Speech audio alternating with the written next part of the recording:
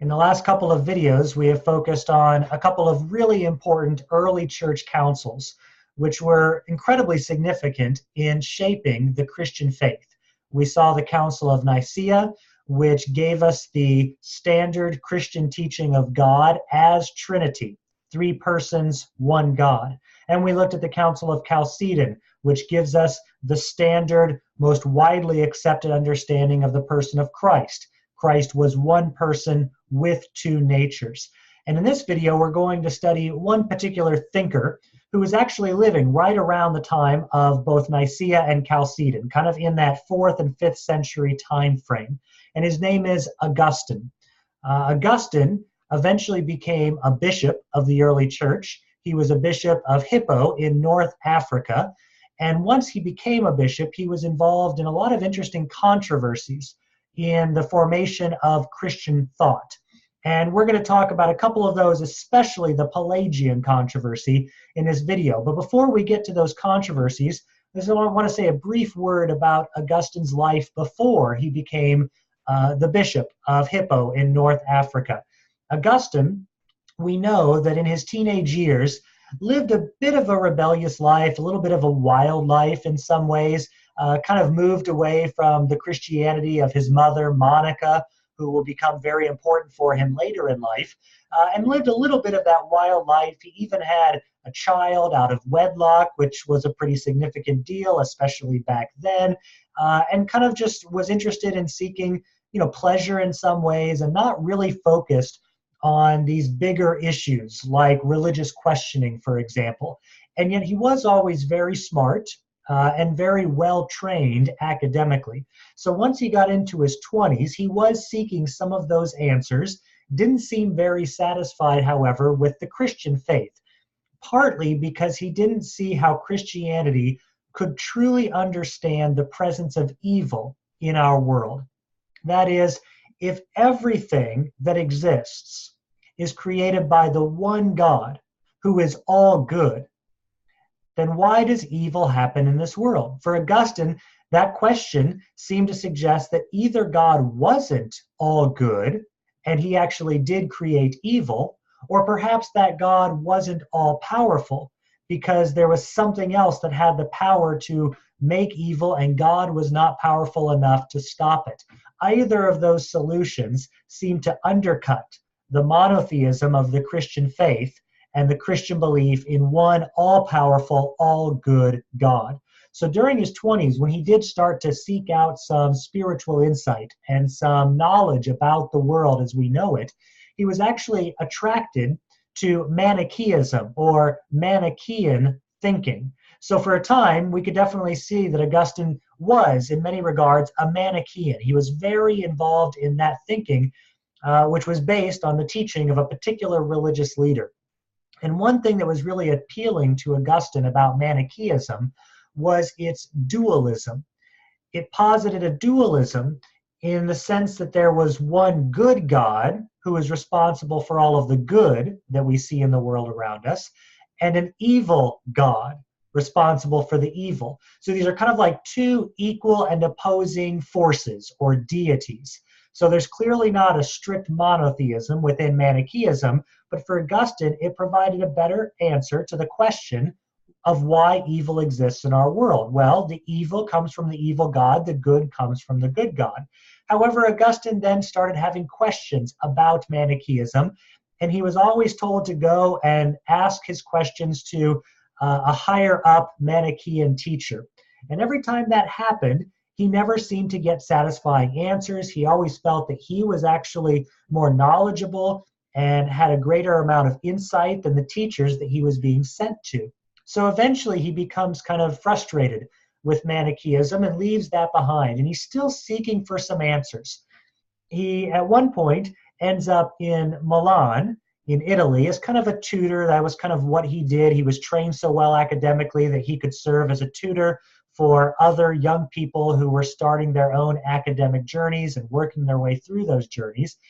And he actually started having interesting conversations with Ambrose, the bishop of Milan. And since Ambrose was so busy, he actually had Augustine really focus his time in having conversations with another Christian leader in that area. And that Christian leader told him that if you really want to understand Christianity, you need to read all of Plato's philosophy to get a good sense of the way the universe works and some of the big questions that need to be answered by humans who are seeking true knowledge. Then you will have the right frame of mind to enter into a discussion of Christianity where, Augustine was told, you will find the greatest answers to those questions that have been posed by philosophers and other thinkers for centuries upon centuries.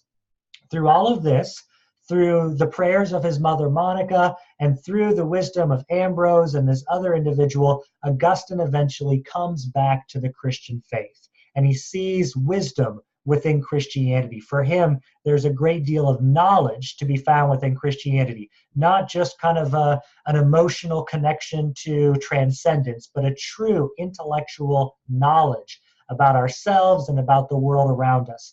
Of course, this did mean that Augustine had to rethink his earlier position on Christianity and the presence of evil. And Augustine eventually came to the conclusion that if there is only one all-good God, and if bad things do seem to be happening in the world around us, the only real solution is that the evil things that we see happening around us actually do not exist. Because if they exist, then God must have created them, because God is the only one with creative power. Remember, while he was a Manichaean, there was that evil God. But in Christianity, there is only one God. We could talk about Satan or the devil, but that's not a deity with creative power. God is the creator. And if God is all good, then evil must not actually exist. Now, Augustine did not mean by that bad things didn't happen. Clearly they do. What he meant is that evil does not have its own independent created existence. Instead, evil is simply what we call the lack of goodness, or the absence of goodness, or the privation of goodness. In some ways, you could think about how modern physicists might refer to darkness, not as something that exists in and of itself, but simply as what we call the absence of light, right? In this way, God is let off the hook. God is no longer responsible for evil. Instead, it is us, first and foremost, humans, who end up using the free will that God gave us, which is a good thing because it allows us to freely love God rather than just being robots who have to love God. We misuse that free will. We pervert it to the point where we end up straying from God's path.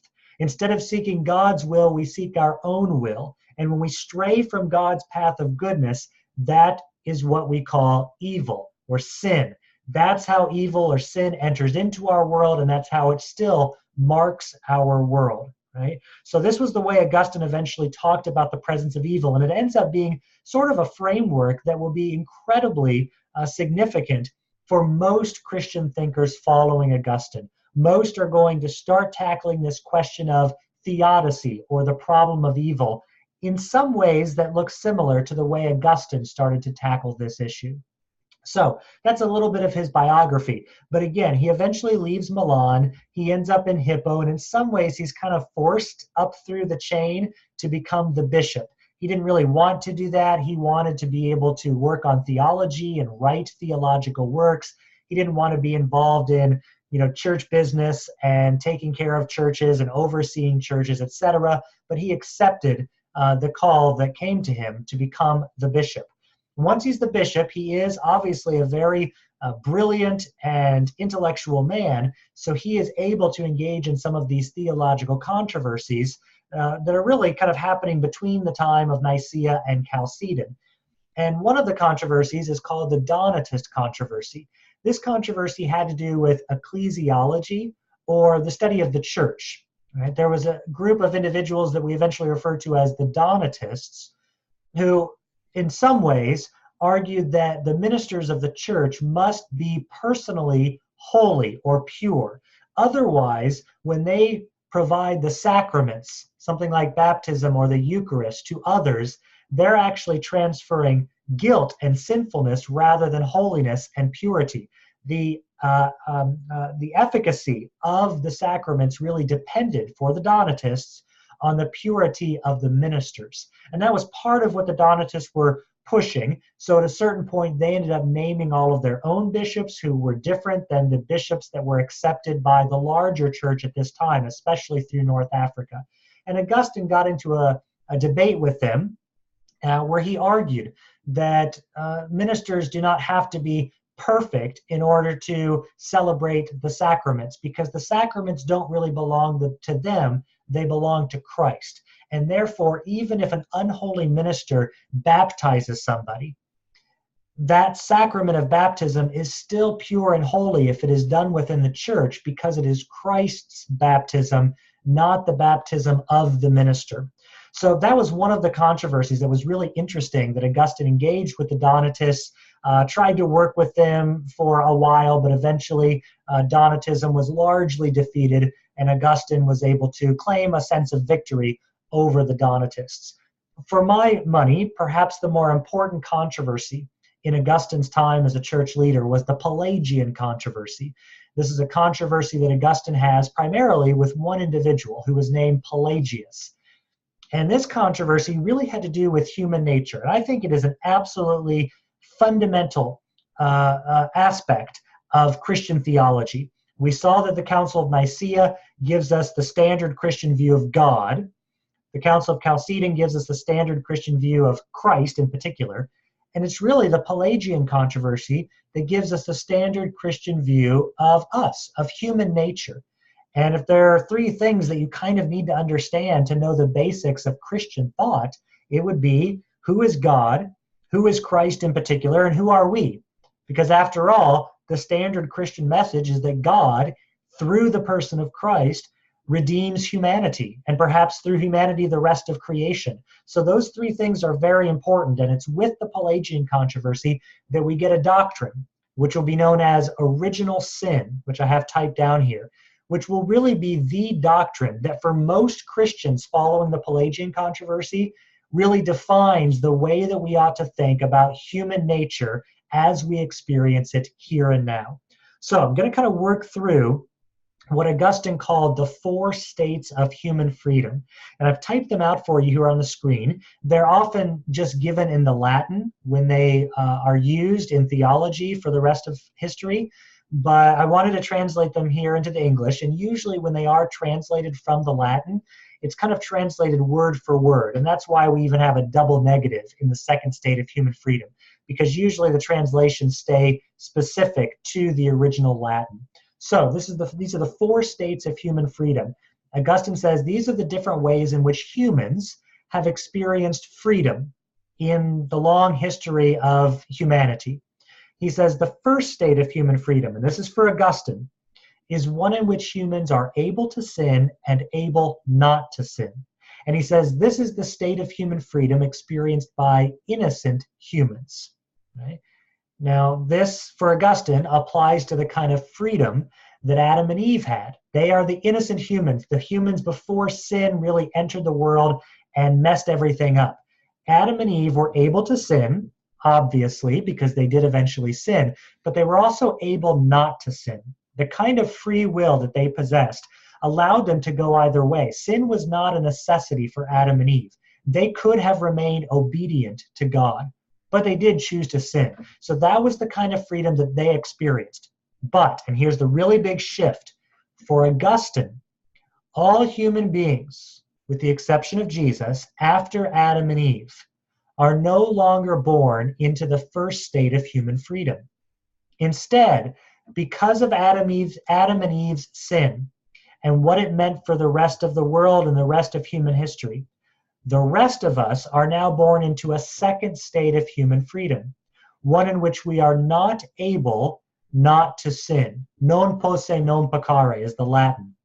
The idea is that we don't really have that ability any longer to avoid sin. For Augustine, that really meant that every baby is born into this world already with a kind of sinful disposition, a kind of stain, a kind of infection. And others had talked about this prior to Augustine, but he's really trying to clarify what this means for humanity and for our relationship to God. And he calls this original sinful disposition original sin. This means that it's different from actual sins, right? Babies who are first born cannot commit actual sins, right? They don't have the ability yet to be disobedient intentionally, but they are already sinful according to Augustine, not with actual sins, but with original sin.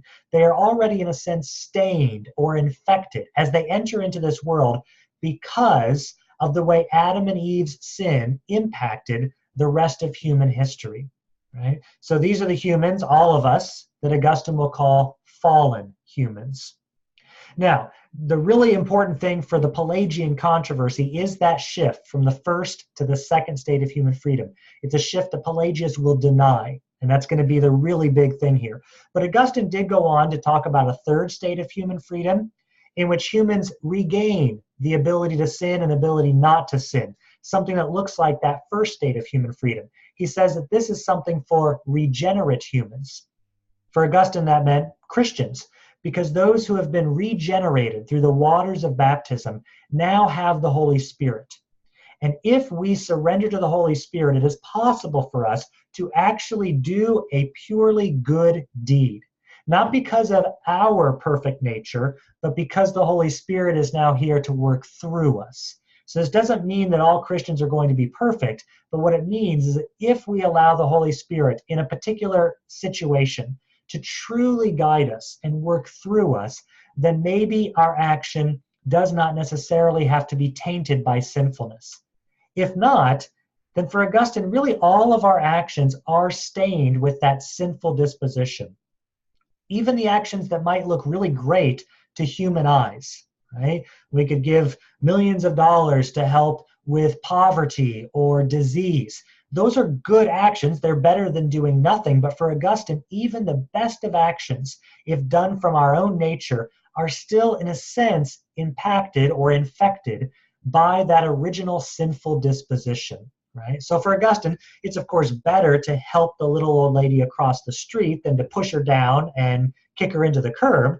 But even helping her across the street is in some way tainted by that sinful disposition unless we've regained that ability because of our surrender to the Holy Spirit to, at least in certain circumstances, be purely obedient. Then Augustine said there will be a fourth state of human freedom in which humans are not able to sin.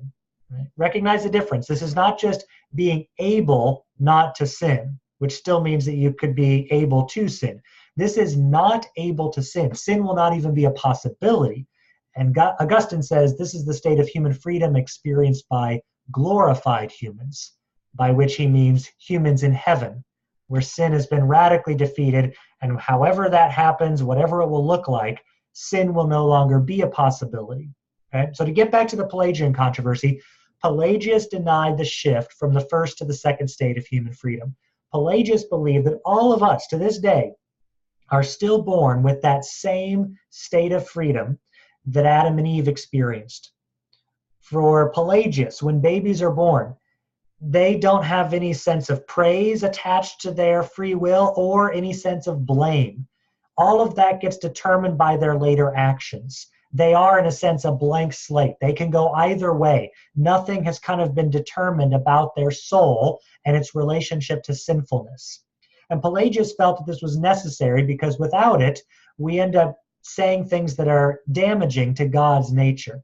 For example, Pelagius says, look, if original sin is true, when did it start to infect humanity? Before God gave the law through Moses or after? And of course, we would have to say with Augustine, before, because it happened right away with Adam and Eve's children, right? Pelagius says if that's the case, and then God gives a law with punishment attached to disobedience, then either God was ignorant, that is, he didn't realize that people didn't have the ability to follow the law and therefore be punished for what he didn't realize they couldn't do, or he is cruel because he knew that they couldn't follow the law because of their original sin, and yet he attached punishments to it anyway. It would be like if I took a 2-year-old out on the street and told them to ride a 2-wheeled bike, right? No training wheels, right? For the vast majority of 2-year-olds, that can't be done. Either I would be ignorant of the capabilities of a 2-year-old, or I would be really cruel if I knew the 2-year-old was going to fall over, and yet I pushed him or her away on the bike anyway. Right? So Pelagius actually felt that if we accept original sin, we have problems with how we view God. Right? But what this meant for Pelagius is that theoretically, it becomes possible for someone to perhaps not need the special grace that is found through Christ. Right? What that means is that perhaps it is theoretically possible for someone to go through life without sinning, and therefore to never break the relationship between us and God. Right? Because we don't have to sin. We have the ability not to sin if we are still in that first state of human freedom.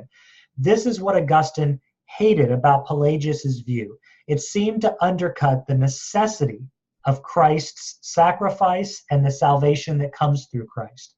Whether it's for a young child who doesn't reach the point of starting to actually sin, then it would seem that they didn't need Christ, or whether Pelagius simply left the door open for even someone to grow up and to avoid sin. Now, Pelagius didn't necessarily say that he knew anybody who avoided sin and therefore didn't need Christ, but he did at least leave that door open for someone to not need Christ due to their own continued perfection. And for Augustine, that undercut the central message of Christianity, which is that Christ is necessary for redemption. So this was really the debate that happened between Pelagius and Augustine. Augustine ends up winning the debate, and original sin will be accepted by the church and really be accepted by most churches and Christians going forward, even though it's a doctrine that we don't always talk about too much within the history of Christianity. You eventually had a couple of councils that were called to help the church recognize the heresy of Pelagianism and decide with Augustine. At these councils, you had a council of Carthage, you had a council of Orange. At these councils, you would have different statements of anathema or statements of condemnation. And usually the statements would sound like this. They would say, if anyone teaches X, Y, or Z, let him be condemned. Right? So you would have those statements, and that way people could listen to their priests, and if their priest started saying things that sound like those teachings that were condemned, they could be reported, or at least bishops could then make sure to oversee their priests to make sure that these heresies were not present in their territory. And a couple of these statements of condemnation that were used to defeat Pelagianism and affirm Augustine's view of original sin and human nature had to do with infant baptism and the role of grace. So, for example, at some of these councils, you would have a statement that would say, if anyone says that infants are baptized only for future possible sins, let him be condemned. Because that's what Pelagius would say. Pelagius actually continued to believe in infant baptism, which had been somewhat settled in the church by this time, into the 4th and 5th century, especially after Constantine, where everybody just kind of wants to be brought up in the church now that it's eventually made the official religion of the Roman Empire. So Pelagius was fine with infant baptism. But if you were a Pelagian, you didn't believe that that baby had any sin already that needed to be cleansed. Because obviously that baby could not have actually sinned. And if you don't believe in original sin, then there isn't any guilt for that infant at that time. So a Pelagian might say, as he is baptizing this infant, I baptize this infant for all future possible sins that this baby might commit. Right? Again, they're only possible because, remember, we have the ability to sin, but also the ability not to sin for Pelagius. The councils made it clear that if you hear anybody say that, that needs to be condemned, because the councils sided with Augustine. And that says that when infants are baptized, they are baptized because they are already sinful, because they already have that original sin staining their souls. Now, there will be some future Christian groups, like Protestant groups, some of them, that may not accept the notion of original sin in the same way that Augustine might have understood it. That is, they might say that that original sin is there, but that babies, toddlers might not be accountable for it yet, and therefore may not be guilty of it if they are not baptized. But for Augustine, you need to be baptized if you're a baby, because you are already guilty. The relationship between that baby and God has already been broken due to original sin. This is always a tricky doctrine. It, in some ways, is like the doctrine of the Trinity or the doctrine of the dual nature of Christ. It doesn't always make that much sense up here.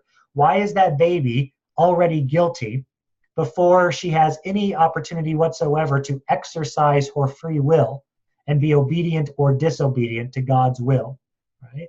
It doesn't always make that much sense up here, but for Augustine, just like for Athanasius and for Leo, it's necessary to affirm this understanding of human nature. Otherwise, you open the door for people not needing the redemption of Christ. Right? So infant baptism was used to help defeat Pelagianism in the early church. Then you had the role of grace. This had to do with the role of grace in obeying God in particular situations. Remember, Pelagius would say, look, we don't have to have any sort of special grace for us to perform a purely good deed, because we're all still able not to sin. We have that first state of human freedom. Yes, we can sin. We have that ability, but we don't have to. Sin doesn't have to impact every one of our decisions.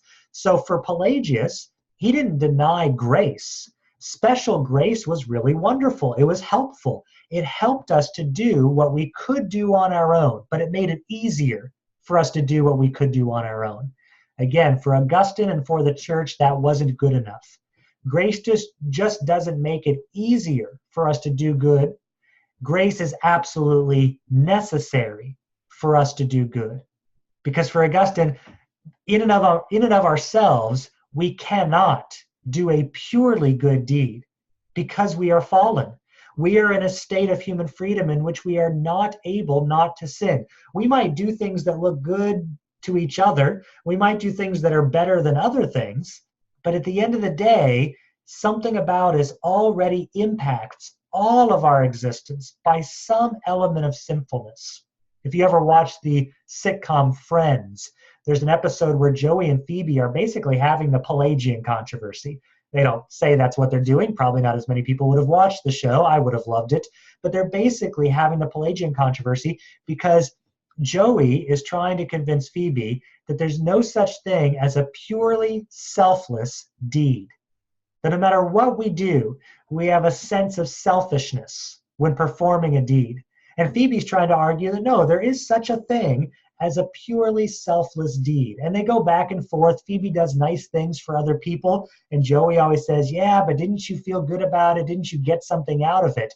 And he always thinks that's showing her that there's always that element of selfishness or an element of pride or whatever it might be that is always in our good deeds, that even no matter how good they may seem to us, and no matter how good they might actually be. In some ways, Joey was arguing the Augustinian position, the position of Augustine, that all of our actions, unless we are purely guided by the Holy Spirit, Augustine would say, are tainted by a kind of sinfulness.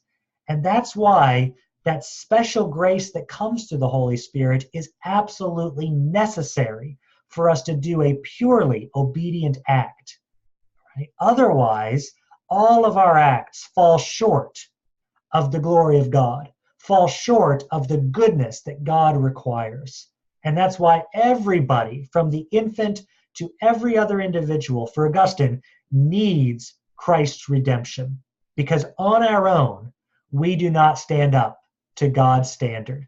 And that's why Christ is necessary, and the doctrine of original sin makes it clear that everybody needs Christ. Maybe it doesn't always make perfect sense up here, but it safeguards that basic message of salvation, just like the dual nature of Christ's doctrine did at the Council of Chalcedon, and just like the doctrine of the Trinity did for Athanasius at the Council of Nicaea.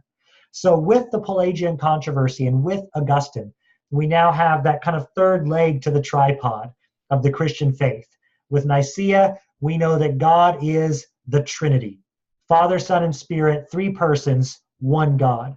With Chalcedon, we know specifically who Christ is. He is one person with two natures, 100% God, 100% human, and both always at the same time.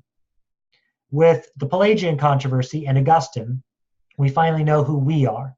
We are sinful, sinful with original sin. Actual sins are going to come later if we live long enough, but original sin already, in a sense, defines human nature as it is experienced now by humans living on this earth.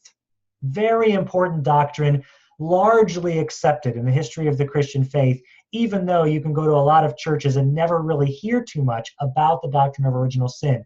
It is generally accepted by most Christian churches or branches of Christianity to this day because of its significance in Augustine's debate with Pelagius.